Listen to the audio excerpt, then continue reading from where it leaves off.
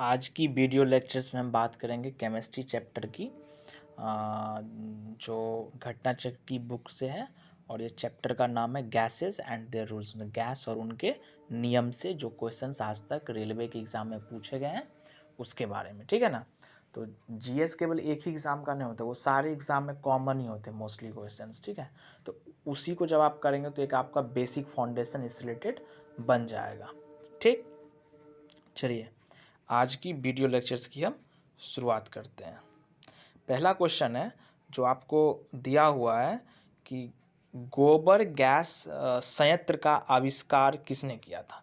तो गोबर गैस संयंत्र जो होता है उसका आविष्कार किया था सीबी देसाई ने। कौन किया था? सीबी देसाई। गोबर गैस का जो होता है ना संयंत्र, उसमें मीथेन होता है सबसे ज़्यादा, ठीक है ना। तो वही उसका मुख्य जो होता है ना कंपोनेंट, अवयव, वो होता है गोबर गैस का। कौन किया था आविष्कार? सीबी देसाई ने, ठीक। चलिए आगे नेक्स्ट क्वेश्चन देखें आप। दिया हुआ है किस गैस से सड़े अंडे की गंध आती है, ठीक। क्वेश्चन अच्छा है, किस गैस से सड़े अंडे की गंध आती है। तो इसका आंसर होगा हाइड्रोजन सल्फाइड। अब एक कॉमन चीज़ है वो आप उसको जोड़ना सीखिए। अंडा में सल्फर भी होता है, प्रोटीन भी होता है, उसका जो व्हाइट पार्ट है उसी में होता है सल्फर, ठीक है ना। तो सल्फर जब कंपाउंड बनाता है तो वो सल्फाइड बन जाता है, ठीक ना। जैसे हाइड्रोजन के साथ रिएक्शन करके हाइड्रोजन सल्फाइड बनाया H2S, जो आपको दिखाई दे रहा है इस क्वेश्चन में, ठीक है ना। तो क्या है? Hydrogen sulphide. सल्फर का एक कंपाउंड और यहाँ पे SO2, बट वो गैस है, वो नहीं होगा, ठीक है ना। उसका वैसा स्मेल नहीं होता है। सड़े अंडे की गंध किसका होता है? हाइड्रोजन सल्फाइड का, H2S का, ठीक। नेक्स्ट पढ़ें, कैथोड किरणें हैं, ठीक। पूछ रहा है क्या, बस इतना ही है। ऑप्शन है इलेक्ट्रॉन की धारा धनात्मक रूप से आवेशित, वो तो होगा नहीं क्योंकि वो इलेक्ट्रॉन की बीम होती है तो वो माइनस ही चार्ज होता है। जो आपका पहला ऑप्शन है वही इसका आंसर है। अनावेशित कणों की धारा कभी नहीं होगा। विद्युत चुंबक के तरंग नहीं। कभी कभी बच्चे डी ऑप्शन और ए में क्या करेंगे, गच्चे खा जाते हैं, ठीक है ना। आप आराम से याद रखेंगे इसको। कैथोड रेज इलेक्ट्रॉन का बीम होता है। गोबर गैस में मुख्य रूप से पाई जाती है। तो गोबर गैस में आपको क्या पाया जाता है पता है आपको? गोबर गैस में, एक मिनट, हाँ, गोबर गैस में है ना मीथेन पाया जाता है, ठीक है। क्या पाया जाता है? मीथेन पाया जाता है। वही उसका मेन कंपोनेंट है गोबर गैस में, ठीक। वही देखो कितना बार पूछा हो ये क्वेश्चन, बहुत फेमस क्वेश्चन है। ये जो मीथेन होता है ना, मीथेन के बारे में और चीज़ हम आपको बता देते हैं। ये जो मीथेन होता है, एक मिनट,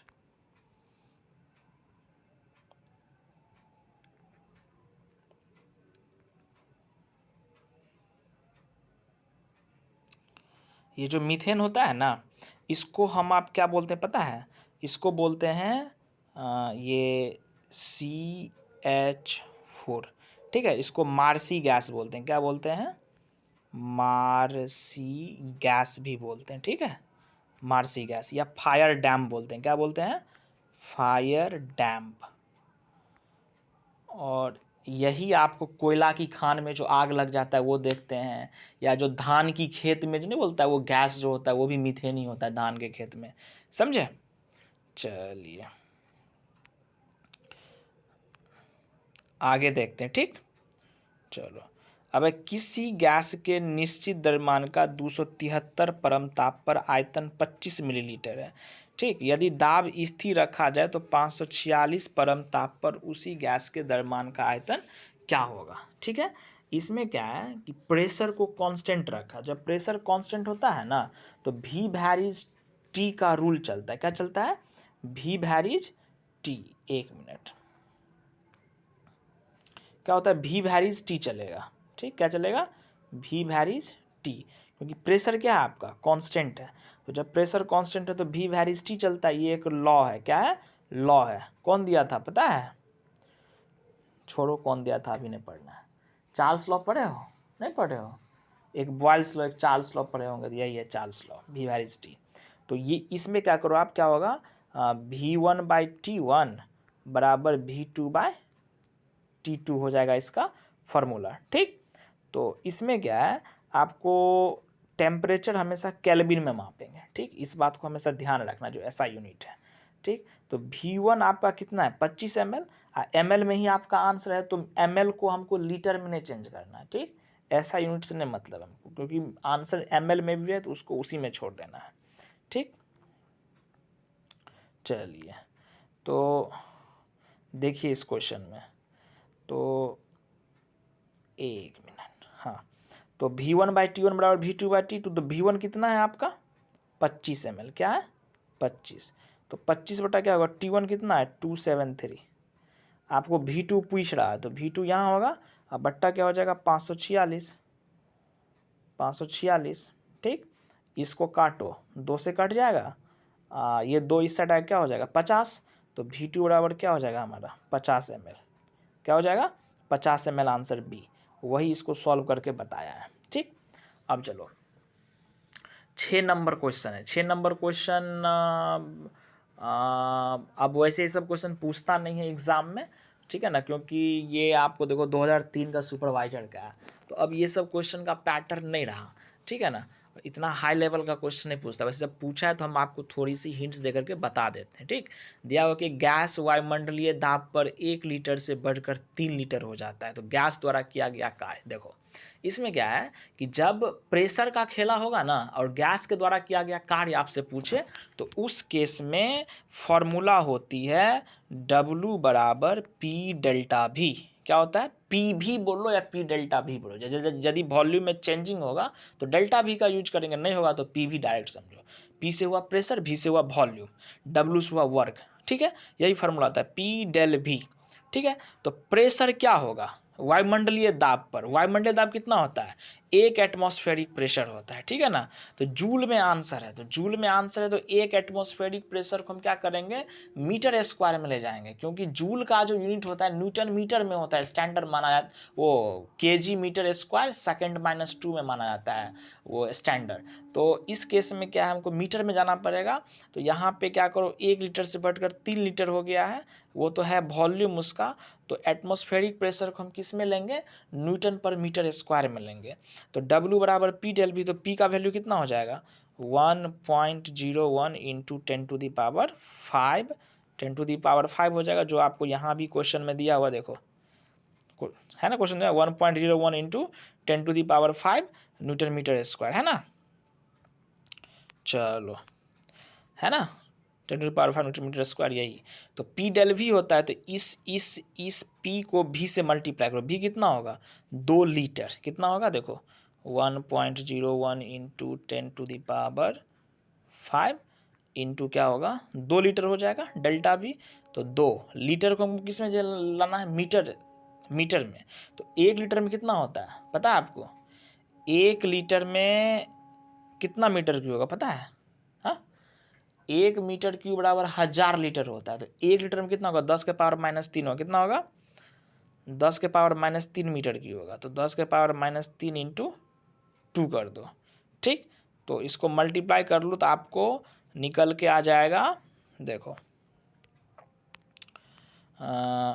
2 इंटू कितना है 10⁻³ कैलकुलेशन का सही है, उतना आपको निकल जाएगा।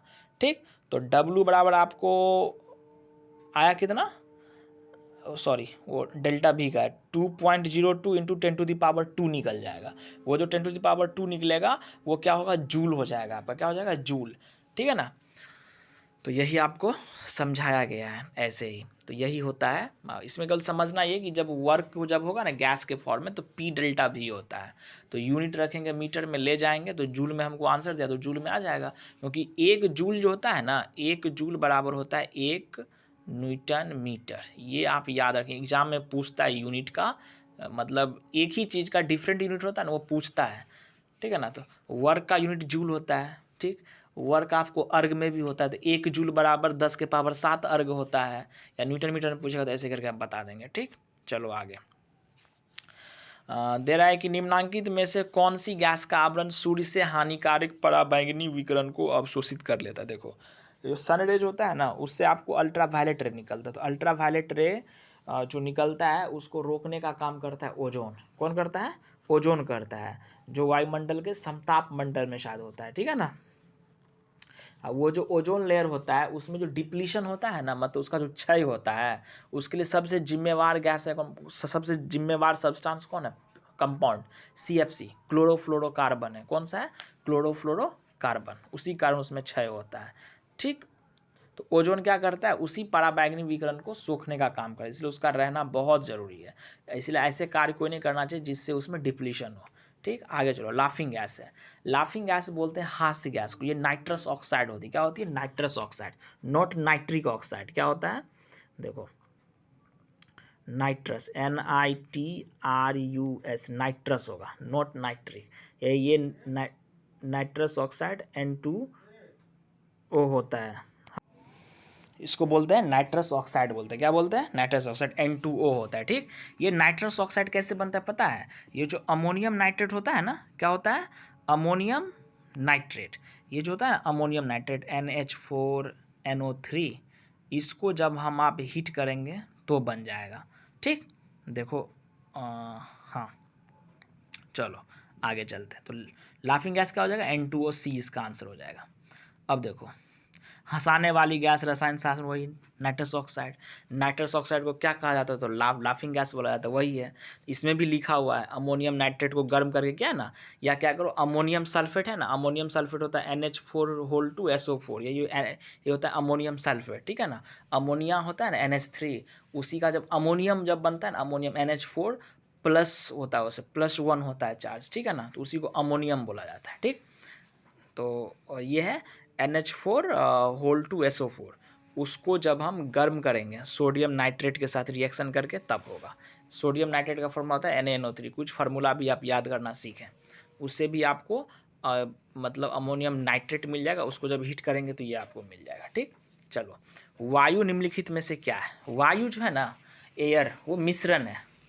अब वायु में क्या क्या होता है, नाइट्रोजन होता है, ऑक्सीजन होता है, जलवाष्प होता है, CO2 होता है, यही सब चीज़ होता है। ठीक, चलो नेक्स्ट क्वेश्चन है, बंद कमरों में स्टोव व अंगीठी का प्रयोग न करने की सलाह निम्नलिखित कारण से दी जाती है। अब जो बंद कमरा है उसमें स्टोव और अंगीठी को इसलिए नहीं बोलता है जलाने के लिए, क्योंकि बंद कमरा में जब आप इसको जलाएंगे तो कार्बन मोनोऑक्साइड का कंसंट्रेशन बढ़ जाएगा, फ्रेश एयर आपको मिलेगा नहीं ज़्यादा। इससे क्या होगा, वो हीमोग्लोबिन से रिएक्शन करेगा जो आपके बॉडी में प्रेजेंट है, क्योंकि वो सांस के थ्रू ज़्यादा अमाउंट में जाएगा बॉडी के अंदर, वो आपके लिए हार्मफुल है, तो इसीलिए बोला जाता है। ठीक, तो कार्बन मोनोऑक्साइड से क्या हो जाएगा, विषायन हो जाएगा, इसीलिए बोलता है कि बंद कमरा में अंगीठी या स्टोव का यूज नहीं करना चाहिए।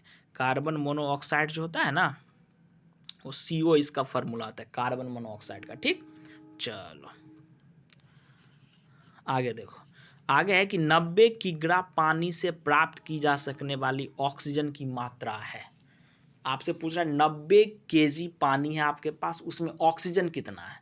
पहले तो पानी में ऑक्सीजन कितना है इसके उसके एक मॉलिक्यूल में वो पता लगा लो, तब 90 kg में बताना। देखो, ये जो होता है ना वाटर का फॉर्मूला होता है H2O। ठीक, तो इसका जो एक मॉलिक्यूल है, इसके एक मॉलिक्यूल में हाइड्रोजन 2 है, तो हाइड्रोजन का मास 1 होता है, तो A1 × 2, प्लस क्या होता है, ऑक्सीजन का मास कितना होता है 16, तो इसके एक मॉलिक्यूल का वेट कितना हो जाएगा 18 ग्राम। क्या हो जाएगा, 18 ग्राम हो जाएगा। ठीक, तो 18 ग्राम H2O में, मतलब वो जल में ऑक्सीजन कितना है हमारा 16 ग्राम। ये आपको समझ में आया, 18 ग्राम H2O में कितना है 16 ग्राम। 16 ग्राम क्या है हमारा, ऑक्सीजन। ठीक, तो हमसे पूछ रहा है 90 kg, तो 90 kg ग्राम में कितना हो जाएगा, 90 kg हो जाएगा 90,000 ग्राम। 90,000 में कितना होगा पता है, 90,000 में आपको हो जाएगा, देखो 90,000 इंटू क्या होगा 16/18, बाय क्रॉस कर देंगे। ठीक, ये आप कैलकुलेशन करो, 5 16 पंचे 80, तो 80,000 होगा, तो 80,000 कितना हो जाएगा 80 kg के बराबर। क्या हो जाएगा 80 kg के बराबर। ठीक, तो हो गया आंसर डी। चलो, निम्नलिखित में से कौन सी गैस एक रेखीय अणु नहीं है। अब जो है ना, ये एक रेखीय मतलब बोलते हैं लीनियर। तो ये जो CO2 है ना, तो CO2 ही एक होता है लीनियर, उसका स्ट्रक्चर ऐसे होता है CO2 का, ये याद ही कर लो। ठीक है, SO2 थोड़ा वो बेंट होता है ज्योमेट्री उसकी, ये देखो ये ज्योमेट्रिकल से ऐसे होता है SO2, डबल बॉन्ड और 2 इलेक्ट्रॉन यहाँ रहता है। ठीक, और C2H2 होता है नहीं, ये बोलते हैं मतलब उसको बोलते हैं वो एसिटिलीन बोलते हैं, ये ऐसे CH bond, triple bond CH, ये होता है। ठीक, सॉरी, एक रेखीय अणु नहीं है वो पूछ रहा है, गलती बोला गया, ठीक है ना। तो एन वे SO2 इस क्वेश्चन का आंसर होगा, उल्टा बोला गया। मतलब C2H2 भी एक रेखीय है, CO2 भी है और N2O भी है। N2O का फॉर्मूला दे N ट्रिपल बॉन्ड N, इधर O इधर O, ठीक। चलो आगे देखो, प्राकृतिक गैस के बारे में निम्नलिखित में से कौन सा कथन असत्य है। तो जो नेचुरल गैस होता है ना, उसका मुख्य अवयव मीथेन होता है, हमेशा इस बात को याद रखिए, प्राकृतिक गैस का मुख्य अवयव मीथेन। तो इसका उपयोग हम ईंधन के तौर पे करते हैं, सही बात है, नेचुरल गैस का यूज होता है। फर्टिलाइज़र में भी इसका इस्तेमाल करते हैं, एकदम सही है। नेचुरल गैस मतलब उसका यूज फर्टिलाइजर को बनाने में भी किया जाता है, ये भी याद रखें। हाइड्रोकार्बन का मिक्सर, एकदम बात सही है। हाइड्रोकार्बन बोलते हैं हाइड्रोजन और कार्बन का कंपाउंड जो है वो है ही CH4, ठीक। कहता है ये CO तथा H2 का, ये गलत है। ये जो होता है ना CO+H2, इसको बोलते हैं हम लोग वाटर गैस। क्या बोलते हैं? वाटर गैस बोलते हैं, मतलब जल गैस। ये जल गैस तब बनता है जब लाल तप्त कोक होता है ना, उसके ऊपर से जब हम भाप को गुजारते हैं, वाष्प को, तब बनता है। जो आगे वाले क्वेश्चंस में देखो, अब दिया हुआ नेक्स्ट क्वेश्चन में कि प्रोड्यूसर गैस का ईंधन तथा नाइट्रोजन के स्रोत के रूप में प्रयोग किया जाता है, यह गैस प्राप्त की जाती है।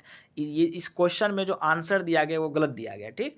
तो वो उल्टा दे दिया है, तो उसको सही कर लें।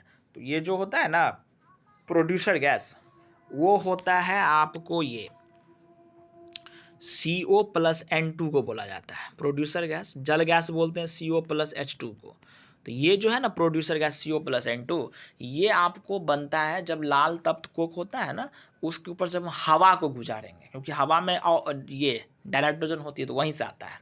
और जब उसी लाल तप्त कोक के ऊपर जब ये भाप गुजारेंगे, भाप तो वो वाष्प होता है ना, तो वो तो वाटर होता है H2O, तो वो जब वो भाप गुजारते हैं तब जाकर के ये जल गैस मिलता है हमको CO+H2, ठीक।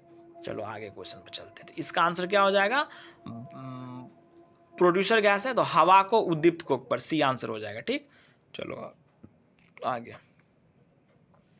अब प्रतिदीप्त प्रकाश नलिका में गैस होती है, जो प्रतिदीप्त प्रकाश नलिका होती है ना, फ्लोरेसेंट वाला जो होता है ना, वो ट्यूबलाइट सब, तो उसमें जो होता है निम्नलिखित गैस होती है। तो प्रतिदीप्त प्रकाश नलिका में जो गैस होती है वो आपको आर्गन गैस का यूज किया जाता है, याद रखें इस क्वेश्चन को। वो जो आर्गन गैस है ना, मरकरी के साथ डाला जाता है, बहुत ही कम प्रेशर पे। कभी कभी प्रेशर भी बोलता है, कम होता है, ज़्यादा होता है, अधिक होता है, तो कम होता है, ठीक है ना, कम प्रेशर पे रखा जाता है। नाइट्रोजन का नहीं, ऑक्सीजन नहीं करेंगे यूज, ठीक। इतना ही बात इसमें याद रखना है। ट्यूबलाइट में मुख्य, ट्यूबलाइट बोलो या प्रतिदीप्त प्रकाश, बात बराबर है। आर्गन गैस का इस्तेमाल होता है उसमें, मरकरी को आर्गन के साथ डाला जाता है कम प्रेशर पे, ठीक। हाइड्रोजन गैस सामान्यतः तैयार की जाती है, इसमें ऑप्शन देखिए, लाल गर्म कोक पर भाप की क्रिया, लाल गर्म कोक पर भाप की क्रिया से जल गैस बनती है, आपको अभी पढ़ाए हैं। तनुकृत H2SO4 के साथ दानेदार जस्ते की अभिक्रिया, इसको अभी मार्क लगा करके रख लें, आगे बढ़ें। सांद्रित H2SO4 के साथ जस्ट देखो, ये जो होता है ना सांद्रित, कंसनट्रेटेड, उसके साथ नहीं करता है, जब भी करेगा तो डाइल्यूट H2SO4 के साथ ही होता है, ठीक है ना। तो अब नेक्स्ट ऑप्शन देखो D, तो तनुकृत H2SO4 के साथ शुद्ध जस्ते के, अब आपको दो चीज़ है, एक शुद्ध जस्ता है, एक दानेदार जस्ता है। जब आपको प्योर जिंक की बात करें, जस्ता बोलते हैं जिंक को, किसको बोलते हैं? जिंक को, ये जिंक Zn। ये जब डाइल्यूट H2SO4 के साथ करें, डाइल्यूट H2SO4 के साथ, तभी ये बनता है कौन सा? Hydrogen gas. ZnSO4 बना लेगा प्लस H2, ठीक। ये जिंक प्योर होगा। यदि प्योर ऑप्शन में ना रहे तब आप दानेदार मारेंगे तो चलेगा, ठीक। अब द्रवित पेट्रोलियम गैस का मुख्य संगठक कौन है? जो लिक्विड पेट्रोलियम गैस है, ये ब्यूटेन और आइसोब्यूटेन का मिक्सर है। कहीं कहीं पे ब्यूटेन प्रोपेन रहता है, तो आइसोब्यूटेन आपको ऑप्शन में नहीं देता है, तो ये भी है, तीनों है तो तीनों मारिए, प्रोपेन, ब्यूटेन, आइसोब्यूटेन, प्रोपेन, चलेगा, ठीक। यही है, आगे चलो। हाँ, LPG की जो होती है ना, लिक्विड पेट्रोलियम गैस, उसका अपना कोई गंध नहीं होता है, फिर भी जब वो निकलता है गैस बाहर, जब रिसाव होती है तो उसमें गंध होता है। इसका रीजन है मिथाइल मरकैप्टन। मिथाइल मरकैप्टन को उसमें मिलाया जाता है, वो एक गंधयुक्त सब्सटेंस है, मतलब उसके पास स्मेल है, ताकि गैस का रिसाव हो तो लोगों को पता चले कहीं से रिसाव हो रहा है, ठीक है ना, इसीलिए उसको मिलाया जाता है। क्या मिलाया जाता है? मिथाइल मरकैप्टन, उसको याद रखें। अब रसोई गैस मिश्रण, ऑप्शन देखें, ब्यूटेन ऑक्सीजन नहीं होगा, कार्बन मोनोऑक्साइड नहीं होगा, प्रोपेन ऑक्सीजन नहीं होगा, ब्यूटेन प्रोपेन यस होगा। रसोई गैस वही है ना, ब्यूटेन, प्रोपेन, आइसोब्यूटेन, तीनों याद रखिए। अब किसी गैस का आयतन स्थिर ताप पर 20% कम करने के लिए उसका दाब कितना प्रतिशत बढ़ाना पड़ेगा। ठीक, टेम्परेचर कांस्टेंट है। ठीक, तो जब टेम्परेचर कांस्टेंट हो ना तब मामला बैठता है किसका पता है? जब टेम्परेचर कांस्टेंट हो तो होता है फार्मूला V वैरीज 1/P। ठीक, तो V वैरीज 1/P से हमको क्या पता चलता है? इससे पता चलता है हमारा P1 V1 बराबर P2 V2 फार्मूला हो जाता है। ठीक, इसमें कहता है कि 20% कम करना। मान लो पहले प्रेशर P था तो P1 का वैल्यू हम P मान लिए। ठीक, वॉल्यूम मान लो कुछ होगा तो उसी वॉल्यूम को ना कम कर रहे हैं 20%। हम मान लो पहले वॉल्यूम कितना था 100 मान लिया हम। P2 हमको निकालना। अब वॉल्यूम क्या हो गया घट करके 20% घट, कितना घट गया 80 हो गया घट के। कोई दिक्कत नहीं है, कोई दिक्कत नहीं इसको समझने में। तो अब देखो तो P2 बराबर क्या हो जाएगा? P2 बराबर हमारा हो जाएगा 100P/80, 100P/80। तो 20 पंचे 20 चौक के 5/4P। तो 5/4P का वैल्यू कितना होगा? 1.25P हो जाएगा ना, 1.25P। ठीक है, तो पहले P था P1, P2 हो गया 1.25P। तो कितना से बढ़ा? प्रेशर को कितना बढ़ाना पड़ेगा? 0.25 इंटू 100, परसेंटेज निकालना कितना से? 1 से। तो कितना हो जाएगा? 25। ये 0.25 को 100 से कितना? 25% इसका आंसर हो जाएगा। देखो है 25% आंसर। चलो, तापमान को कितना कम कर देने से सभी गैसें शून्य आयतन घेरेगी? ठीक है ना, गैस जो शून्य आयतन घेरता है उसका सबसे अच्छा उदाहरण वो उसका जो एक ही कंडीशन है, ठीक, वो है परम शून्य ताप। किस पे? परम शून्य ताप पे ही गैस सभी गैसें शून्य आयतन घेरेगी। वो परम शून्य ताप क्या होता है? -273 डिग्री सेल्सियस, इसको याद रखें। ठीक, वहाँ पर उसका वॉल्यूम 0 हो जाता है। ठीक, अब है 27 डिग्री सेल्सियस और 760 मिलीमीटर दाब पर एक गैस का आयतन 200 घन सेंटीमीटर है। तो -3 डिग्री सेल्सियस पर 760 मिलीमीटर दाब पर इस गैस का आयतन क्या होगा?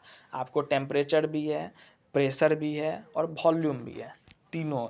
जब तीनों दिया रहे तो उस टाइम में फार्मूला चलता है ये P1 V1/T1 बराबर P2 V2/T2। ठीक, इसको आप याद रखें। ठीक है ना, लेकिन इसमें टेम्परेचर को हमेशा याद रखें, केल्विन में ही लेंगे। ठीक, तो अब देखो तो P1 कितना है? 27। तो 273 ऐड करेंगे, केल्विन में हमको चेंज करना है सेल्सियस से, तो सेल्सियस वाले में 273 ऐड करेंगे। तो 273 जब 27 में ऐड करेंगे कितना हो जाएगा? 300 P1। अब है V1 कितना है? 760, क्योंकि मिलीमीटर में आंसर है। ठीक ना, वो सॉरी घन सेंटीमीटर में आंसर उतना ही रखो। अब मिलीमीटर दोनों में दिया हुआ है ना, पहला कंडीशन दूसरा कंडीशन 760 है रखो, कोई दिक्कत नहीं। P1 V1/T1 कितना होगा? ओह सॉरी, उल्टा बोला गया। ठीक है ना, देखो P1 कितना है? 760 है। कितना है? 760 है P1। V1 कितना है? 200। T1 कितना है? 300। 27 में क्या 273 ऐड करेंगे? P1 V1/T1 बराबर ये किसका हो जाएगा?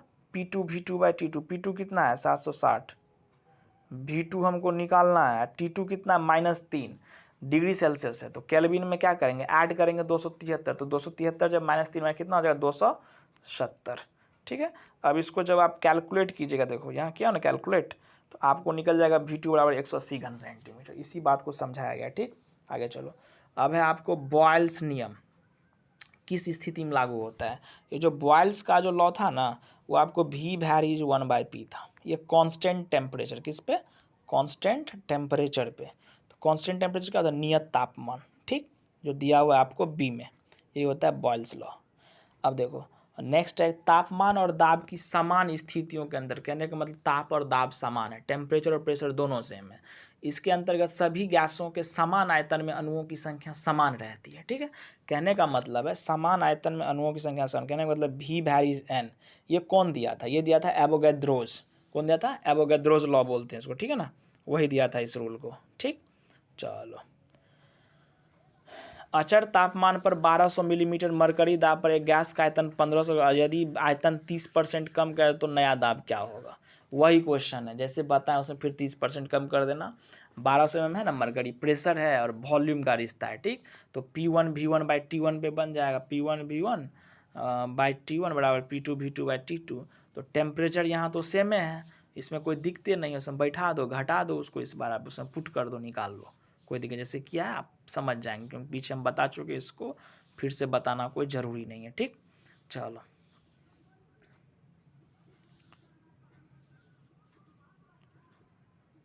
हाँ आगे बढ़ो। ऑक्सी एसिटिलीन फ्लेम कटिंग के दौरान धातु कट जाती है। ये जब वेल्डिंग वेल्डिंग होता है ना, उसी में ये एसिटिलीन का यूज किया जाता है। एसिटिलीन का फॉर्मूला क्या होता है, ये CH∼BC एसिटिलीन यही होता है ना। तो इसका यूज किया जाता है वेल्डन में। ऑक्सीजन के साथ जब करता है ना, तो वो क्या होता है, उसमें गहन ऑक्सीकरण होता है। क्या होता है, गहन ऑक्सीकरण के कारण क्या होता है, धातु कट जाता है, ठीक। यही आपका आंसर हो जाएगा। धातु का वाष्पन नहीं होगा, धातु के जलने के कारण नहीं होगा, सामान्यन प्रक्रम, ये सब चीज़ नहीं होगा, गहन ऑक्सीकरण होगा, ठीक। निम्नलिखित में से कौन बड़े शहरों की, वो देखो, जब बड़ा शहर का जो वायु को जो पॉल्यूट कर रहा है, उसके सबसे बड़ा रीजन है आपको क्या, शीशा। क्या रीजन है, लेड। लेड को ही हम आप क्या बोलते हैं, शीशा। इसका फार्मूला होता है PB नॉट PD। ये नहीं समझिए, इसको बोलते हैं पैलाडियम, वो अलग चीज़ होता है, ठीक। तो ये क्यों होता है, क्योंकि जो पेट्रोल होता है ना, उसी में ये मिला रहता है, ठीक। चलो आगे। अब सर्विस स्टेशनों पर मोटर कारों की जाने वाली प्रदूषण जांच द्वारा निम्नलिखित में से किसकी जांच व अनुमान किया जाता है। किसका करेगा, देखो ऑप्शन में क्या क्या है, सीसा और कार्बन कण है, नाइट्रोजन सल्फर का ऑक्साइड है, carbon monoxide, carbon dioxide. Carbon dioxide से कोई मतलब नहीं है, कार्बन मोनोऑक्साइड से भी कोई मतलब, नाइट्रोजन और सल्फर के ऑक्साइड वो आपको वातावरण में बन जाता है, उससे भी कोई मतलब नहीं, क्योंकि सर्विस स्टेशन पर मोटर कार की प्रदूषण जांच कर रहे हैं ना हम, उसमें हमको सीसा और कार्बन कण से मतलब है, क्योंकि सीसा तो पेट्रोल में ही रहता है ना, पेट्रोल वाले सब्सटेंस में रहता है, कार्बन कण, वही आपका आंसर हो जाएगा ए। निम्नलिखित में से कौन प्रदूषण ट्रैफिक कांस्टेबल संभवतः सांस है। जो ट्रैफिक कांस्टेबल है, वो जो सांस लेता है ना, तो हवा हवा ही नहीं लेता है अंदर, तो उसके थ्रू उसको कौन कौन सा चीज़ उसके बॉडी के भीतर जा रहा है जो उसके लिए हार्मफुल है, ये क्वेश्चन पूछने का मतलब है। तो इसमें आपको शीशा हो जाएगा, सही है। नाइट्रोजन कार्बन डाइऑक्साइड नहीं होगा, 4 नहीं होगा, शीशा होगा, SO2 भी जाता है और कार्बन मोनोऑक्साइड भी जाता है। तो 1 2 3 जिसमें होगा वो मोर अप्रोप्रिएट आंसर होगा ए, ठीक है। चलो, आदर्श गैस के नियम के अनुसार गैस का ग्राम अणुक आयतन, ये जो गैस का जो ग्राम अणुक आयतन होता है ना, कहने का मतलब है कि उसका 1 मोल होता है। क्या होता है, 1 मोल में कितना होता है, ग्राम अणुक आयतन, वॉल्यूम पूछ रहा है, तो वो होता है आपको 22.4 लीटर। ये डायरेक्ट वैल्यू आप याद रखें, ठीक। चलो, आदर्श गैस की ऊर्जा, जो कोई भी आदर्श गैस होता है ना, आदर्श गैस आपको जितना नोबुल गैस है ना, नोबुल गैस कहने का मतलब है जो इनर्ट गैस है, इनर्ट मतलब निष्क्रिय, ठीक है ना, वो आपको जीरो ग्रुप का एलिमेंट होता है। जीरो ग्रुप किसको बोलते हैं, ग्रुप 18 एलिमेंट जो पीरियोडिक टेबल में है, ठीक है ना। कहने का मतलब कि जो भी अक्रिय गैस है, निष्क्रिय गैस है, नोबुल गैस है, सारा का सारा आदर्श गैस उसको माना जाता है। वो होता है आपको हीलियम, नियन, आर्गन, क्रिप्टन और जेनन होता है, ठीक। तो इस गैस की ऊर्जा किस पे आधारित होती है, तो टेम्परेचर पे होती है, इस बात को याद रखेंगे। दाब नहीं होगा, आयतन नहीं होगा, मोल की संख्या नहीं होगा, temperature is the right answer, ठीक, क्योंकि energy directly proportional to temperature होता है, ठीक है ना। कौन सी आदर्श गैस नहीं, अभी आपको जस्ट बताएं आदर्श गैस कौन सा है, तो आप उसी से इसको छांट लें। हाँ, रेडॉन भी होता है। क्या होता है रेडॉन, पता है, रेडॉन भी आपको इनर्ट गैस, ये बताना आपको भूल गए, रेडॉन भी होता है, तो रेडॉन नहीं होगा, रेडॉन आर्गन नियन नहीं होगा, आदर्श गैस नहीं है तो सिलिकॉन हो जाएगा इसका आंसर, ठीक। चलो, एक एवोगैड्रो संख्या का मान क्या होता है, 6.022 इंटू 10⁻23 होता है, ठीक। जो कार्बन 12 के परमाणु में जितना एटम होता है ना, उसी से इसको लिया गया है। जब आपको रेफरेंस पूछे तो कार्बन 12 एटम यहाँ मारिएगा, ये याद रखिएगा, ठीक। वही चीज़ है, ये 33 में भी वही सेम चीज़ दिया गया है, ठीक। चलो, 34, ये 34 नंबर आप जो है ना, ये RMS SPW ये सब चीज़ नहीं पूछता है, हो सकता है उस टाइम सिलेबस में ये सब 11 12 का चीज़ है, ना पढ़े वही बेहतर है, ठीक। अब है ये बॉयल्स लॉ का ये पूछ रहा है ग्राफ, देखो इसमें एक इंटरेस्टिंग चीज़ क्या है, बॉयल्स लॉ है ना, V वैरीज 1/B, कहने का मतलब है कि ये कब बढ़ेगा, जब ये घटेगा तब, ठीक। ये कब घटेगा, जब ये बढ़ेगा तब, मतलब इन्वर्सली है। तो इन्वर्स का ग्राफ होता है ना, ऐसे होता है। यदि इसको हम वॉल्यूम माने, इसको प्रेशर माने, इसको हम बढ़ा रहे हैं ना, बढ़ा रहे हैं, देखो ये घट रहा है, नहीं घट रहा है वॉल्यूम, यहाँ पे है प्रेशर, एक प्रेशर यहाँ पे, तो प्रेशर बढ़ गया ना, यहाँ का वैल्यू बढ़ जाएगा ना। जीरो से स्टार्ट करते हैं और जहाँ तक जाना है जाओ अपना, ये बढ़ गया, तो यहाँ पे क्या वॉल्यूम इतना, यहाँ पे देखो वॉल्यूम इतना आ जाता है। समझ गए? चलो, मार्स गैस, अभी जस्ट बताया था आपको, मार्स गैस हम बोलते हैं मीथेन को, मार्सी लैंड में पाया जाता है। मीथेन किससे बनता है, जो कार्बनिक पदार्थ होता है ना उसके सड़ने गलने से बनता है। ठीक, कोयला की खान में भी पाया जाता है, फायर डैम्प उसी के चलते उसमें आग भी लगता है, धान के खेत में भी पाया जाता है। सब याद रखें। कौन सा अवयव जलने में सहायता ऑक्सीजन करता है, नॉर्मल सा ये क्वेश्चन है। ठीक, आगे पढ़ो। एल्कोहल में क्या होता है, देखो एल्कोहल जो होता है ना, क्या होता है एल्कोहल, एल्कोहल क्या होता है, OH ग्रुप होता है। क्या होता है, OH ग्रुप। तो O से क्या होगा ऑक्सीजन, S से होगा हाइड्रोजन, ये दोनों तो होगा ही। अब प्लस ये किस में आकर के लगता है, एक कार्बन के कंपाउंड में आके लग जाता है। ठीक है ना, तो कार्बन, हाइड्रोजन और ऑक्सीजन, ये तीनों जिसमें होगा वही होगा आंसर। तो बी में है। चलो, NTP होता है, NTP होता है ना, उस पर बोलता है 44.8 लीटर CO2 में मोल की संख्या कितनी। देखो कोई भी गैस होता है ना, उसके NTP पर एक मोल में, NTP पर क्या होता है, एक मोल में 22.4 लीटर होता ही है। तो आपसे पूछ रहा है कि 44.8 लीटर में कितना मोल होगा।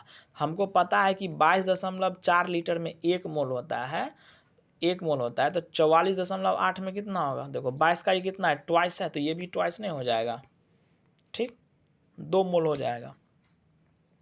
NTP पर किसी गैस के एक मोल का आयतन कितना होता है, 22.4 लीटर। एक गैस का रुद्धोष्म दबाव के दौरान उसका तापक्रम क्या होगा। बहुत अच्छा क्वेश्चन। देखो रुद्धोष्म समझो, एडियाबेटिक होता है। तो एडियाबेटिक जो प्रोसेस होता है ना, उसमें क्या होता है कि मतलब कोई जो कंटेनर है ना, जो कुछ भी है उसमें आपको हीट का है ना ट्रांसफ़र, ना बाहर से अंदर होगा ना ही अंदर से बाहर जाएगा। मतलब जो आपके पास कंटेनर है उससे बाहर नहीं जाना चाहिए, और उस कंटेनर में इन्वायरमेंट का जो है ना उसके थ्रू नहीं आना चाहिए, ये पूरा बंद हो जाता है। ठीक, तो ऐसा सिचुएशन है आपके पास, तो उसमें बोलता है हम प्रेशर डाल रहे हैं, ऐसा कंडीशन है, हीट का ट्रांसफर नहीं दोनों साइड से, फिर भी हम क्या कर रहे हैं, उसमें प्रेशर बढ़ा रहे हैं। तो बोल रहा है कि उसका तापक्रम क्या होगा। तो जब भी आप किसी चीज़ को ज़्यादा आप उसका मतलब लिमिट से ज़्यादा उसको प्रेस कीजिएगा तो क्या होगा, उसके मॉलिक्यूल्स क्या होंगे, टकराएंगे ना आपस में, उसके अंदर में जो गैस है, तो वो जितना टकराहट ज़्यादा होगी उतना क्या होगा, उसमें हीट उत्पन्न होगा। अब ठीक है ना, उससे क्या होगा, उसका टेम्परेचर बढ़ेगा, तो तापक्रम क्या होगा, बढ़ेगा उसका, डी। चलो, अब है कार्बन मोनोऑक्साइड की अभिक्रिया 300 डिग्री सेल्सियस पर H2 से कराने पर क्या होगा। ये क्वेश्चन है आपके पास। हम आप अभी पढ़े थे कार्बन मोनोऑक्साइड प्लस H2 को हम आप जल गैस बोलते हैं। ये नॉर्मल सिचुएशन में यही होता है, लेकिन अंडर सम जो होता है ना, वो क्या बोलते हैं,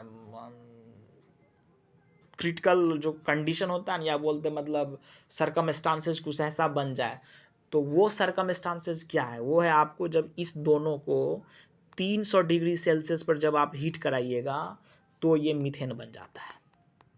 ठीक, यदि इसको 300 डिग्री सेल्सियस नहीं मिलेगा तो ये मीथेन नहीं बनेगा, ये जल गैस का जल गैस ही रह जाएगा। यही कॉन्सेप्ट है इसमें। तो 300 डिग्री सेल्सियस पर H2 से कराने पर बनती क्या बनती है, मीथेन बनती है। ठीक, विद्युत बल्ब में कौन सी गैस प्रयुक्त होती है, बहुत अच्छा क्वेश्चन है। ये जो इलेक्ट्रिक बल्ब होते हैं ना, तो इलेक्ट्रिक बल्ब में आपको आर्गन ही भरा जाता है। ठीक, आर्गन यदि ऑप्शन में है, या अक्रिय गैस, अक्रिय गैस में सारा नहीं होगा। ठीक है ना, तो यहाँ पे नाइट्रोजन आप मार सकते हैं, क्योंकि नाइट्रोजन ऑप्शन में है, बता रहे हैं सारा इसका खेला क्या होता है। ठीक, यदि आपको नाइट्रोजन और आर्गन दोनों ऑप्शन में रहे तो आर्गन मारिएगा। क्या मारिएगा, आर्गन मारिएगा। आर्गन का फॉर्मूला होता है AR। ठीक है ना, आर्गन मारिएगा जब नाइट्रोजन और आर्गन दोनों, यही होता है नाइट्रोजन आर्गन दोनों, तो आर्गन मारेंगे। ठीक, यदि आर्गन ना रहे ऑप्शन में तो नाइट्रोजन मारेंगे।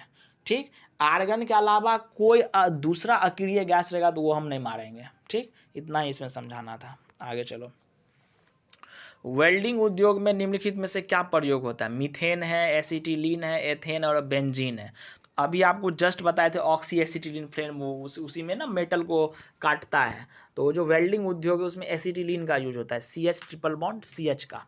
ठीक, उसके अलावा किसी का नहीं होता है। गैस वेल्डर में समांतर प्रयुक्त ईंधन वही होगा, एसिटिलीन होगा। कौन सी गैस सिगरेट लाइटर से निकलती है, बहुत अच्छा क्वेश्चन। देखो सिगरेट का जो लाइटर होता है ना, उससे ब्यूटेन निकलता है। क्या निकलता है? ब्यूटेन। ब्यूटेन का फॉर्मूला होता है C4H10 होता है। क्या होता है? C4H10। यही उसमें डाला रहता है, ठीक, सिगरेट लाइटर में। अक्रिय गैस परमाणु के सबसे बाहरी कक्ष में कितने इलेक्ट्रॉन? देखो, अक्रिय गैस का जो परमाणु होता है उसमें से मोस्टली के पास लास्ट ऑर्बिट में 8 इलेक्ट्रॉन होता है, ठीक, केवल हीलियम को छोड़ करके, ठीक। हीलियम के पास मात्र 2 होता है, तो मोस्टली में तो 8 होता है, इसलिए 8 मारेंगे। यदि 8 ऑप्शन में ना रहता, 7, 6, 5, 2 रहता, तब 2 मारते आंसर, ठीक। चलो आगे। कौन सी अक्रिय गैस नहीं? अक्रिय गैस जो से वो हम आपको अभी जस्ट बता चुके हैं, उसके अलावा कोई अक्रिय गैस में नहीं आता है, ठीक। तो इसमें अक्रिय गैस नहीं है, तो ब्रोमीन नहीं है। ये जो ब्रोमीन है ना, ये फ्लोरीन, क्लोरीन, ब्रोमीन, आयोडीन, इस ग्रुप को बोलते हैं ग्रुप 17 एलिमेंट। वो भी याद रखें। इसको एक टर्म है हैलोजन बोलते हैं इसको, तो हैलोजन के अंतर्गत इसको रखा जाता है, ठीक है ना। ये दोनों याद रखेंगे।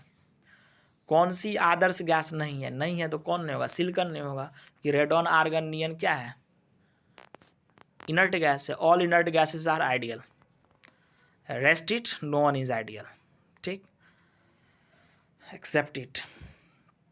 वह गैस जो नोबल गैस कहलाती है, क्या कहलाएगी नोबल गैस? बताओ। Nitrogen, helium, oxygen, hydrogen. ना ऑप्शन तो हीलियम होगा।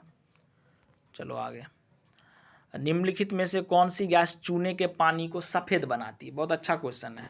चूने के पानी को सफ़ेद, तो सबसे पहले चूना किसको बोलते हैं वो याद रखो। ये CaO, इसको चूना बोलते हैं। चूना बोलते हैं लाइम को। चूने का पानी है तो वाटर भी है भाई। तो जब ये चूना का पानी जब होता है, ये दोनों रिएक्शन करके क्या बना लेता है पता है आपको? ये रिएक्शन करके बना लेता है CaOH2। इसको बोलते हैं कैल्शियम हाइड्रोक्साइड। इसी को बोलते हैं स्लैक्ट लाइम। क्या बोलते हैं? Select lime. स्लैक्ट लाइम मतलब क्या होता है पता है आपको? बुझा हुआ चूना। ये जो CaOH2 हुआ, ये क्या है? बुझा हुआ चूना बोलते हैं। तो बोलता है कि इसके पानी को सफ़ेद कौन बनाता है? ठीक है ना, कौन बनाया सफ़ेद? ये स्लैक्ट लाइम कौन बनाया? ओ सॉरी, हाँ, सफ़ेद, उसके चूने के पानी को सफ़ेद बनाता है। कहना हाँ समझ गए। जो लाइटनिंग होता है ना ज़्यादा, जब ये स्लैक्ट लैम्प बन जाता है ना, तो उसके बाद क्या करता है? ये CO2 से रिएक्शन कर लेता है जो वायुमंडल में है। उससे वो जैसे जैसे करता है वैसे उसका लाइटनिंग, जब आप देखिएगा पोताई उताई करता है ना, तो उसका लाइटनिंग 3-4 दिन के बाद खुलता है, देखिएगा अच्छे से। उससे पहले थोड़ा कम रहता है। जैसे जैसे उसका रिएक्शन होता है वैसे वैसे वो क्या होता है? कैल्शियम कार्बोनेट में तब्दील हो जाता है इसके रिएक्शन करके, ठीक। चलो आगे। मानो कि प्रकाशित विद्युत बल्ब के भीतर 2700 डिग्री सेल्सियस तापक्रम होता है, फिर भी तंतु नहीं जलता। ये जो इलेक्ट्रिक बल्ब होता है ना, उसका जो तंतु होता है वो टंगस्टन का बना होता है। टंगस्टन का सिंबल होता है W, ठीक है ना। तो उसका तंतु नहीं जलता। इसका रीज़न क्या पता है? इसका रीज़न है कि या तो सफिशियंट अमाउंट में उसको ऑक्सीजन नहीं मिलता होगा, वही उसका आंसर होगा, ठीक है ना। तो ऑप्शन देखो, यह जिस धातु से बनता है वो ज्वलन प्रतिरोधी होता है, ये गलत हो जाएगा। ज्वलन के लिए आवश्यक, हाँ, जो ज्वलन होगा उसके लिए आवश्यक ऑक्सीजन उपलब्ध नहीं होती है, क्योंकि बल्ब में शुद्ध नाइट्रोजन अथवा अक्रिय गैस होती है। एकदम सही है, यही करेक्ट आंसर है। बंद व्यवस्था में ज्वलन नहीं होता है, ये भी गलत है। अधिक ये अधात्विक पदार्थ से बना होता है, ये भी गलत है, ठीक। तो ज्वलन के लिए ऑक्सीजन उपलब्ध नहीं होता, क्योंकि बल्ब में है ना, टंगस्टन का जो फिलामेंट रहता है उसको बचाने के लिए उसमें डाइनाइट्रोजन या ये अक्रिय गैस में आर्गन भरा जाता है, ठीक है। यही आंसर हो जाएगा। सही जोड़ी मिलाइए। अब देखो, प्राकृतिक गैस का फार्मूला होता है, क्या होता है? प्राकृतिक गैस का मुख्य अवयव मीथेन होता है, तो CH4 हो जाएगा। हास्य गैस का N2O हो जाएगा। शुष्क बर्फ CO2 हो जाएगा। अमोनिया NH3 हो जाता है, ठीक। आगे चलो। N2 और H2 से अमोनिया बनाने की हैबर विधि में प्रयोग किया जाने वाला उत्प्रेरक क्या है? ठीक है ना। देखो, उत्प्रेरक है तो पहले समझ लो उत्प्रेरक क्या होता है। जो होता है ना, कैटलिस्ट बोलते हैं इसको इंग्लिश में, ठीक। तो कैटलिस्ट का काम क्या है? रिएक्शन में वो पार्टिसिपेट नहीं करता है, मतलब प्रेजेंट रहता है, पार्टिसिपेशन नहीं होता है उसका, ठीक। उसके प्रेजेंस होने मात्र से रिएक्शन हो जाता है। तो यही मतलब उसी को कैटलिस्ट बोला जाता है, मतलब उसका होना मतलब ज़रूरी है, ठीक। तो जब हैबर्स प्रोसेस होता है तो उसमें क्या होता है? जब डाइनाइट्रोजन हाइड्रोजन के साथ रिएक्शन करती है ना, उसके लिए आयरन का जो होता है ना, आयरन का लोहा, उसका रहना बहुत ज़रूरी। या तो आयरन रहे या तो मोलिब्डेनम रहे। क्या रहे? मोलिब्डेनम। मोलिब्डेनम को MO बोलते हैं या Fe। इस दोनों में से किसी एक का होना बहुत ज़रूरी है, तभी वो रिएक्शन हो पाएगा और NH3 हमको आपको मिलेगा। हैबर्स मेथड इसलिए बोलते हैं क्योंकि हैबर्स साइंटिस्ट था, वही इसका क्या था, डिस्कवरी। ठीक, चलो आगे। दो ऐसे वाष्पशील द्रव जिनके क्वथनांक में बहुत अधिक अंतर नहीं होता है कि मिश्रण को पृथक किया था। बहुत अच्छा क्वेश्चन। देखो होता क्या है, लिक्विड सब्सटेंस जब होता है ना, 2 या 3 मान लो मिक्सअप है, किसी का बॉइलिंग पॉइंट मान लो ये 90 है, किसी का 92 है, किसी का 91 है, इस तरीके का। जैसे आपको हाइड्रोकार्बन्स होते हैं ना, पेट्रोलियम सब्सटेंस, वो एग्जाम्पल में वही मान लो। तो बोलता है कि जब बॉइलिंग पॉइंट नज़दीक होता है ना लिक्विड सब्सटेंस का, तो उसको आइसोलेट करने के लिए सबसे बेस्ट मेथड कौन सा है? उसको आइसोलेट करने के लिए सबसे बेस्ट मेथड है फ्रैक्शनल डिस्टिलेशन, जिसको हम आप हिंदी में प्रभाजी आसवन बोलते हैं। ठीक, जो आपको ऑप्शन में भी दिया गया बी में। ठीक, तो वही हो जाएगा। चलो आगे। वनस्पति घी किससे बनाया जाता है? बहुत अच्छा क्वेश्चन है। देखो वनस्पति घी जो होता है ना, वो हाइड्रोजिनेशन प्रोसेस के थ्रू बनता है। ठीक, इस प्रोसेस में जो कैटलिस्ट का काम करता है ना, वो करता है निकेल। ये भी याद रखें, पूछता है एग्जाम में। ये जो ये ऑयल होगा, ठीक, ऑयल को जब ये H2 से रिएक्शन होता है तब ये घी बनता है। ठीक ना, वनस्पति घी बनता है। ठीक, यही है प्रोसेस। इसमें आपको निकेल का होना बहुत ज़रूरी है। ठीक, तो वनस्पति भी किससे बनाया जाता है, तो वो तो अलग बात है किससे बनाया जाता है, मतलब उसमें एक चीज़ हाइड्रोजन का रहना बहुत ज़रूरी है। तो जब हाइड्रोजन किसी सब्सटेंस के साथ रिएक्शन करते हैं या उसमें ऐड होता है, ठीक है ना, तो उस प्रोसेस को रिडक्शन प्रोसेस बोला जाता है। ठीक, और जब ऑक्सीजन किसी सब्सटेंस के साथ रिएक्शन करता है या उसमें ऐड होता है तो उसको ऑक्सीडेशन प्रोसेस बोला जाता है। ये भी थोड़ा याद रखें आप। ठीक, अब देखो वायुयान के टायर में भरने में किस गैस का, टायरों में भरने में किस गैस का प्रयोग किया जाता है? जो एरोप्लेन सब होता है ना, उसका जो टायर होता है ना, उसमें डाइनाइट्रोजन का इस्तेमाल किया जाता है। पहले कुछ दूसरा करता था, आजकल नाइट्रोजन का यूज किया जाता है। वो सबसे अच्छा होता है क्योंकि उसका रेट ऑफ डिफ्यूजन कम होता है। ठीक है ना, दूसरे किसी से। रेट ऑफ डिफ्यूजन का कॉन्सेप्ट है R वैरीज 1/√m। कॉन्सेप्ट है बहुत, वो सब सीखना नहीं है उतना, जानना नहीं उसके बारे में, केवल ये जानना है कि वायुयान के टायर में क्या भरा जाता है, तो नाइट्रोजन भरा जाता है। ठीक, हीलियम, हाइड्रोजन, नियन, ये सब चीज़ नहीं होगा। ठीक, चलो आगे। जब एक हवा भरा हुआ टायर फटता है तब निकलने वाली हवा क्या होगी? देखो जब टायर में हवा भरा हुआ है तो उसके पास कुछ एनर्जी होगा, जब फटेगा तो क्या होगा, उसमें से गैस बाहर निकलेगी। वो गैस जो बाहर निकलती है तो वो अपना जो इंटरनल एनर्जी जो उसके पास है पहले से, उसी का यूज करके वो भागती है। तो वो क्या करता है, अपना इंटरनल एनर्जी क्या करता है, खर्चा करता है, तभी तो वो भाग रहा है। उसके पास किसी एक्सटर्नल सोर्स से एनर्जी उस टाइम नहीं मिल रहा होता है। तो ये जो इंटरनल एनर्जी जो लॉस क्या, उससे क्या होगा, उससे क्या होगा, उसका टेम्परेचर घट जाएगा, सीधी सी बात है। तो क्या होगा, ठंडी हो जाएगी डी। क्योंकि एनर्जी जो होता है वो डायरेक्टली प्रोपोर्शनल टू टेम्परेचर होता है। जब वो अपना एनर्जी जितना उसके पास है तो उसमें से खर्चा ही करके वो बाहर निकलेगा, तो क्या होगा, घटेगा ही। तो घटने से क्या होगा, ठंडा होगा। तो डी आंसर हो जाएगा। ग्रीन हाउस प्रभाव में पृथ्वी के वातावरण का गर्म होना किसके कारण से होता है? ये जो ग्रीन हाउस इफेक्ट होता है ना, ये इंफ्रारेड रे के कारण होता है। ठीक, अल्ट्रावायलेट रे नहीं होगा, कॉस्मिक भी नहीं होगा, एक्सरे नहीं होगा, हरा पौधा नहीं होगा, इंफ्रारेड होगा। ठीक, ये जो ग्रीन हाउस इफेक्ट जो होता है ना, इसके लिए जो जिम्मेवार गैस है वो है आपको सबसे बड़ा CO2, मीथेन पर है CH4, जलवाष्प, क्लोरोफ्लोरोकार्बन, यही सब इसके लिए जिम्मेवार है। ग्रीन हाउस प्रभाव के लिए उत्तरदायी कार्बन डाइऑक्साइड इस चारों ऑप्शन में। ठीक, उसके अलावा है मीथेन, नाइट्रस ऑक्साइड भी, जिसको हम आप लाफिंग गैस लास्ट टाइम पढ़े थे, अब अभी जस्ट पढ़े थे। ठीक, यही सब। अब देखो किसी गैस के निश्चित द्रव्यमान का 273 डिग्री ताप पर आयतन 25 ml है। यदि दाब स्थिर रखा जाए तो परम ताप के दुगुने ताप पर उसी गैस का द्रव्यमान का आयतन होगा। सिंपल क्वेश्चन है। ठीक है ना, दाब स्थिर है तो परम ताप के दुगुना, परम ताप 273, उसका दुगुना क्या हो जाएगा T2 546। वॉल्यूम एक दिया हुआ है V1, V2 निकालना है तो V1/T1 बराबर V2/T2 दिया, फॉर्मूला V वैरीज T हो जाएगा। लास्ट टाइम पीछे ही पढ़ाएंगे, उसी बैठा तो निकाल लो। अब गैस के विसरण की दर क्या होता है? देखो ये जो गैस की विसरण जो होता है ना, रेट ऑफ डिफ्यूजन R जो होता है ना, ये वैरीज करता है 1/√m। ये जो m है ना, ये मोलर मास है। कहने का मतलब है जो कोई भी सब्सटेंस है उसके मोलर मास के जो स्क्वायर रूट है उसका व्यत्रुक्रमानुपाती होता है, ठीक है ना, इन्वर्स होता है, इंग्लिश में इन्वर्स बोलते हैं, ठीक, वो होता है। तो गैस की विसरण की दर क्या होती है, डी आंसर हो जाएगा, अनुभार के वर्गमूल के व्यत्रुक्रमानुपाती होती है, ठीक, आर वैल्यूज 1/√m। कहने का मतलब है जिसका मास ज़्यादा होगा उसका रेट ऑफ डिफ्यूजन कम होगा, और जिसका मास कम होगा उसका रेट ऑफ डिफ्यूजन ज़्यादा होगा। इसीलिए गुब्बारा में हाइड्रोजन का इस्तेमाल नहीं करते हैं, हीलियम का करते हैं, क्योंकि हाइड्रोजन का मास हीलियम से कम होता है, कम होने के कारण उसका रेट ऑफ डिफ्यूजन ज़्यादा होगा, तो गुब्बारे का फटने का चांसेस, मतलब ब्लास्ट करने का चांस उतना ही ज़्यादा रहता है। यही कॉन्सेप्ट है। चलो आगे।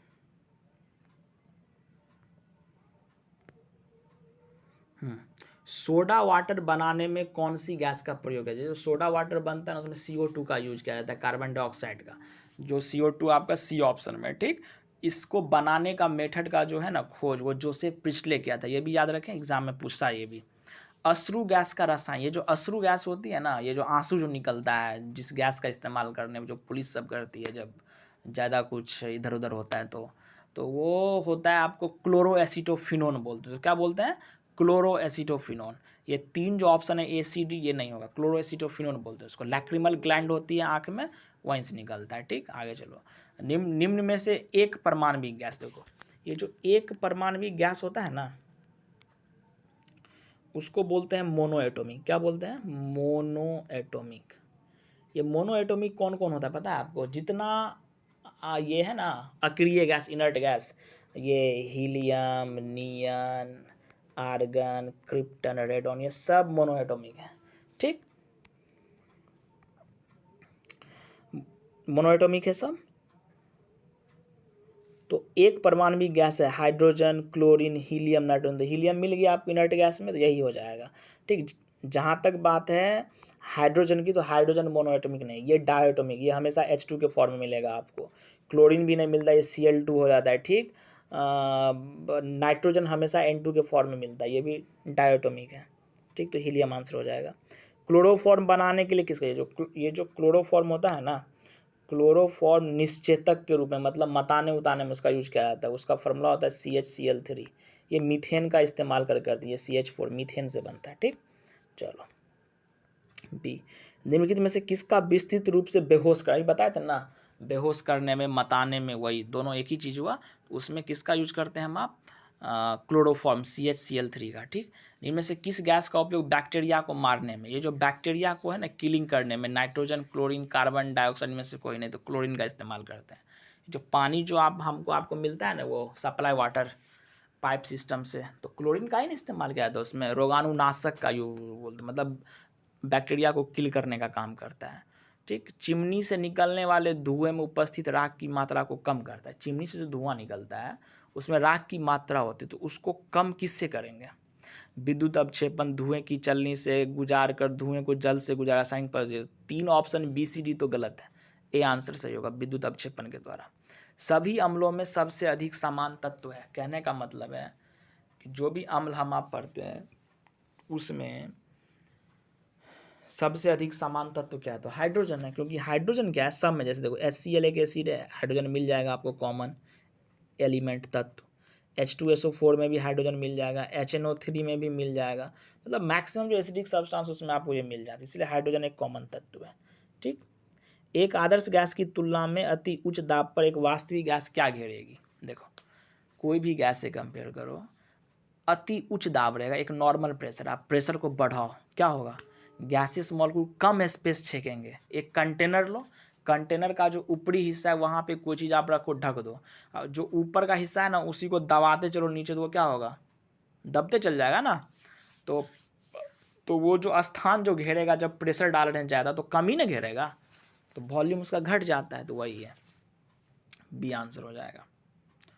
प्राकृतिक गैस का मुख्य घटक बताए हुए मीथेन होता है।